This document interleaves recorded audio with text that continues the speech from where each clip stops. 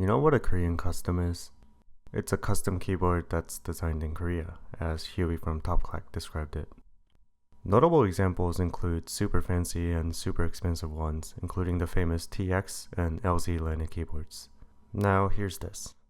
Notice the antiquated low-profile design. Notice the all-acrylic sandwich build. Notice these mod switches. You may not like it, but this is also a Korean custom. This is the Winkeyless B.Face X2, and I really wanted to hate this board, but it's actually pretty alright. Full disclosure, this is the only acrylic sandwich keyboard I've ever tried, so veterans keep that in mind. In terms of design, it's just your standard fare sandwich. The bottom plate is just a simple bottom plate, the mid layer is a thicker piece of frosted white, and the top is made up of two plates. The outward facing layers have a roughly textured finish, similar to that found on keycaps. The frosted mid layer is such that the underglow is nicely diffused. You won't see any hot spots like on my glue board. All of these layers are held together by these 10 screws, whose heads are exposed for all to see. You can see that this is a variation of a MX HHKB layout with these unfilled spaces. I'm not a big fan of low profile keyboards, but this is tolerable. It doesn't really try to be anything it's not. I think the side glow looks pretty good and can add a little bit of flair when you want it. With the exception of the screws, the case has no metal components at all, which makes this one of the lightest boards I own. There are a couple other notable things.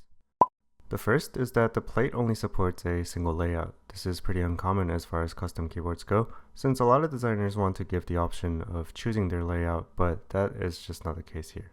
I discovered this when I tried to make the backspace split, only to find that it's not supported even with the large rectangular cutouts that fit the stabilizers. Speaking of which, the plate design is such that the Pcb Mount Stabilizers can be installed after soldering in all the switches. This is pretty cool as it seems to be a problem even for experienced builders who forget about the stabilizers until after all of their soldering work, which forces them to desolder every joint.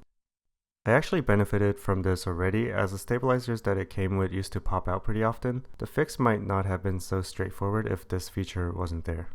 Do note that this feature no longer seems to be offered with Winkeyless's newest aluminum plate. Another big thing about the plate is that it's effectively very thick. There are two pieces of acrylic that sit between the switches and the PCB, with the top one being about 1.5mm and the bottom one about 3.5. This double plate design basically yields a 5mm plate, which has been coming into fashion in more custom keyboards recently. For acrylic, this is necessary since thin acrylic plates are known to snap, but I think it may also have the added benefit of improving the sound. Usually with a thinner plate, there is some amount of space between the PCB and the plate, which is just more room for the sound to play around in, but when it's 5mm, the plate is practically touching the PCB, which sort of locks each switch into its own little sound box. So the material choice and the design of this keyboard results in a pretty muted sound that eliminates most of the hollowness you might get from something like a White Fox. So acrylic is often used as sort of a prototyping material for keyboards.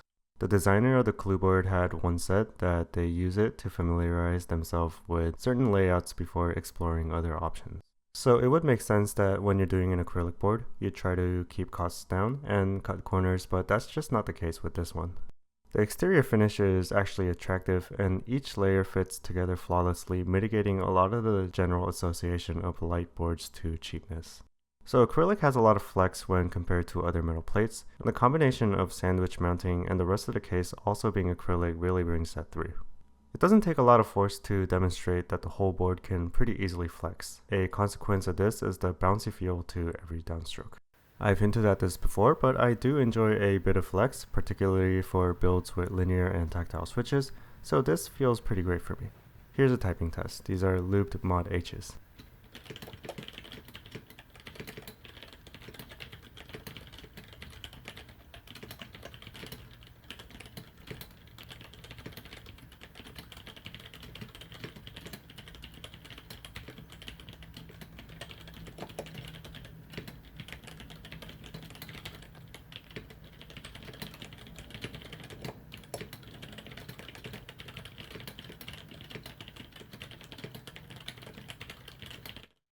I've been pretty positive towards this keyboard thus far, and given what we've seen, I want to recommend it, but I really can't. The first reason is because you can't actually get this exact configuration on Winkeyless anymore. it seems that the acrylic plate option has been ditched for aluminum ones. And the second reason is because even if it was available, this is just not a great value. If you wanted to get a similar configuration through Winkeyless right now with aluminum plate, you'd be looking at $127 for the case alone, and that's for the quote-unquote sale price. This is before the PCB, which is the real kicker. The one I have here has all the SMD resistors and diodes soldered, as well as the LEDs for underglow, and with those options, the PCB comes out to $68. So you're looking at spending close to $200 for a sandwich keyboard without stabilizers, switches, and keycaps. Compare this to KBD Fans' sandwich offering, which is around the same price, fully assembled with keycaps, as well as to Centrex, whose kits include the PCB, stabilizers, and feet for around the price of just the B-Face case. This isn't even to mention all the aluminum boards that you can get from KBD Fans at a similar rate. So ordering from Winkeyless might have been a legitimate choice a couple years ago, but that is no longer the case. There are so many better and/or cheaper options in the market, and it just doesn't really make sense to make this purchase unless you just want to joke around about owning a Korean custom. Thank you for watching this video on my first Korean custom. Like the video if you liked it, and comment to share your experiences with acrylic keyboards. And as always, subscribe for more like this.